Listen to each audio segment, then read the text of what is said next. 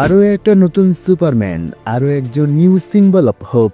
2025 সালের 11 জুলাই মুক্তি পেতে যাচ্ছে জেমস গানের ডিসি এর ফার্স্ট মুভি সুপারম্যান। যদিও নিউ সুপারম্যান মুভি, কিন্তু টিজার ট্রেলারে জন উইলিয়ামসের ওল্ড ক্লাসিক সুপারম্যান থিম শুনে বুঝতে পারলাম অলরেডি 3বার ডিসি স্টুডিও আমাকে কপিরাইট স্ট্রাইক মেরেছে।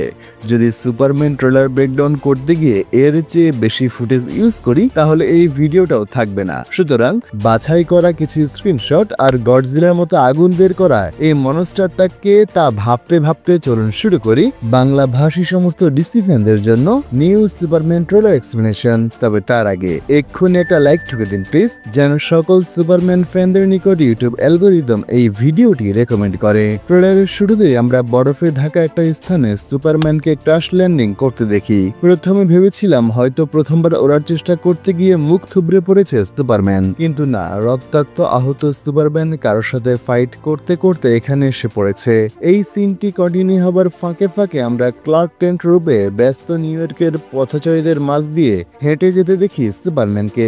দ্য ডেইলি প্ল্যানেটের উপর থেকে একটা শট আমরা আগেই দেখেছিলাম, সামনের এন্ট্রান্স থেকে এই শটটা আরো ক্লিয়ার। ডেইলি প্ল্যানেটের ভিতরেও কিছু সিন আমরা দেখি, একটি ব্যস্ত নিউজ মিডিয়া হাউস যেমন হবার কথা তেমনই। এখানে আমরা প্রথম গ্লান্স দেখতে পাই নতুন লয়েস লেনের। দ্য মার্ভেলাস মিসেস মেজেল যারা দেখেছেন তারা সবাই জানেন র্যাচেল ব্রসনান কোন লেভেলের অভিনেত্রী। অনেস্টলি বলি, ডেভিড করেন সুইটকে নিয়ে এখনো সন্দেহ থাকতে পারে অনেকের, কিন্তু নতুন লয়েস লেনের উপর আমার পূর্ণ বিশ্বাস আছে। আরেকটা ক্লিয়ার শটে আমরা ক্লার্কের পেছন দিক, লয়েসের ফ্রন্ট ফেস এবং ফটোগ্রাফার জিমি উইলসনের সাইড ফেস দেখতে পাই। স্মল ভিলের কেন্ট ফার্মের প্রথম ঝলক দেখতে পাচ্ছি আমরা এই শটে। পরের দুটো শটে আমরা বেশ ইমোশনাল অবস্থায় জনাথন কেন্ট এবং ক্লার্ককে দেখতে পাই। নর্মালি সুপারম্যানের কাহিনীতে বাবা জনাথন আগে মৃত্যুবরণ করেন, কিন্তু আমরা পুরো ট্রেলারের কোথাও মার্থা কেন্টকে দেখেই। জেমস গান কি কাহিনীটা উল্টো করে দিলেন? এর পরের শটে ওপেনিং টিজারের কন্টিনিউশন দেখি। সুপার ডগ ক্রিপ্টোকে প্রথমবারের মতো লাইভ অ্যাকশনে নিয়ে এলেন জেমস গান। অনেক আগে আমরা যাদের বুকে বসে পৃথিবীর দিকে তাকিয়ে থাকা সুপারম্যান এবং সুপার ডগকে দেখেছিলাম, আমি ভাবিনি ক্রিপ্টো অন অ্যাকশনে থাকবে এই মুভিতে। আহত সুপারম্যান ক্রিপ্টোকে বলে, ঘরে নিয়ে চলো আমাকে। আমার অনুমান বরফে ঢাকা এই এলাকায় আহত সুপারম্যান যাচ্ছিল তার ক্রিপ্টোনাইট ফোর্ট্রেস অফ সলিটিউডে। ক্রিপ্টো সুপকে টেনে সেখানেই নিয়ে যাচ্ছে। নর্মালি সব সুপারম্যানের ফোর্ট্রেস অফ সলিটিউডে হলোগ্রাফিক ইমেজে তার আসল পিতামাতা থাকে, কিন্তু আমার অনুমান জেমস গান এখানে একটা আপডেট নিয়ে এসেছেন। হলোগ্রাফিক ইমেজের বদলে এআই রোবট আকৃতিতে ফোর্ট্রেস অফ সলিটিউড ক্লার্ককে সবকিছু শিখিয়েছে। সুপারম্যান ট্রেলারের শেষ দিকে সেই রোবটটিকে মৃত দেখে সুপারম্যানের কান্না দেখে আমি এটাই অনুমান করছি। এরপরই একটা শিশুকে কতগুলো উড়ন্ত বিস্ফোরিত সিলিন্ডার থেকে রক্ষা করার একটা কুল সিকোয়েন্স দেখি। ট্রেলারের পরের শটটি সুপারম্যানের নেমেসিস লেক্স লুথার। নিকোলাস হল্ট নতুন লেক্স লুথার হিসেবে ট্রেলারের চরম কিছু মোমেন্ট আমাদের দেখিয়েছেন। একাধিক সিনে তার মুখমণ্ডলে আহত হবার ছাপ, হাতে যে পিস্তলটি নিয়ে এখানে লেক্স পোজ দিচ্ছেন, আমার ধারণা এতে ক্রিপ্টোনাইট বুলেট আছে, যার আঘাতেই সুপারম্যান আহত হয়েছে। এছাড়া লুথার ক্রপে যে টুইন টাওয়ার ব্রিজটি শহরের ঠিক মাঝখানে দেখা যাচ্ছে, আমার অনুমান হয়তো এই শহরের সেন্টার পয়েন্টে লুথার ক্রপ এবং লেক্স লুথার ছিল। সুপারম্যানের সাথে তার যে আদর্শিক ইগোর দ্বন্দ্ব, তাই এই সিনেমায় বারবার ফুটে উঠবে। এরপর সুপারম্যানকে বেশ রেজ মুডে একটা কন্টেইনমেন্ট ওয়ালে আঘাত করতে দেখি আমরা।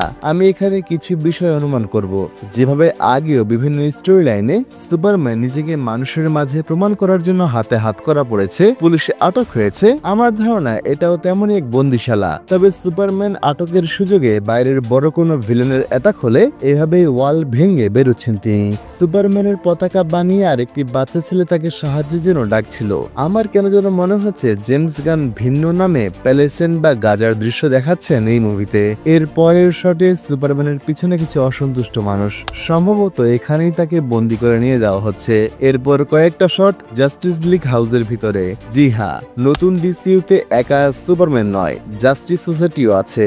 সুপারম্যান কিছু একটা করছেন এখানেই একটা শটে। পরের শটে জেমস গানের কথা মতো রিডিকুলাস হেয়ার স্টাইলের গাই গার্ডনার ওরফে গ্রিন ল্যান্ট্রিন তার রিং এর পাওয়ারে সুপারম্যানকে ঘিরে রাখছেন। অন্যদিকে আমরা প্রথমবারের মতন হক গার্লকে দেখতে পাই ট্রেলারে। ইসাবেলা মার্সিদ অভিনয় করেছেন ডিসির বাজ পাখি হয়ে। হক গার্ল কারোর সাথে ফাইট করছেন এখানে, যাকে আমরা এই মুভিতে দেখতে পাচ্ছি না। এরপরে মাত্র এক ঝলকের জন্য মেটামরফো বা রেক্স মেসনকে দেখতে পাই। তিনিও জাস্টিস লিগের মেম্বার। মলিকিউল লেভেলে তার পাওয়ার কাজ করে। এরপরে গডজিলার মতন আগুন বর্ষানো ক্রিয়েচারটিকে আমরা দেখতে পাই। আমার অনুমান এই মনস্টারটির সঙ্গে লড়াই করতে গিয়েই যে পরিমাণে কোলাটারাল ড্যামেজ হচ্ছে, বিল্ডিং ধসে পড়ছে, হয়তো মানুষও মারা যাবে, লেক্স লুথার তার ইনফ্লুয়েন্স খাটিয়ে সুপারম্যানকে এই জন্য দায়ী বানাবে এবং অ্যারেস্ট করাবে। এরপরে আমরা লয়েস লেন এবং সুপারম্যানের মধ্যে একটা রোমান্টিক নাইট সিন দেখি, হয়তো এরপরে কোনো ধ্বংসাত্মক ঘটনা ঘটবে। টিজারের সব শেষে আসে মিস্টার টেরিফিক, একটা মাঠে সুপারম্যানের সাথে ফাইট হয় তার। বেশ কিছু কুল টি পাওয়ার সিনে দেখেছি আমরা তার।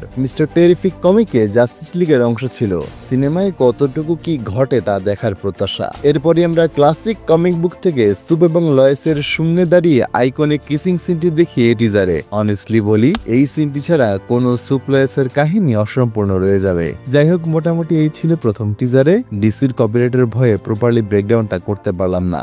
তবে এই ভিডিওতে নতুন সুপারম্যানকে নিয়ে আপনাদের পর্যাপ্ত আগ্রহ যদি দেখি, আমি প্রতিটি ক্যারেক্টার নিয়ে আরো একটা ভিডিও বানাবার চেষ্টা করব।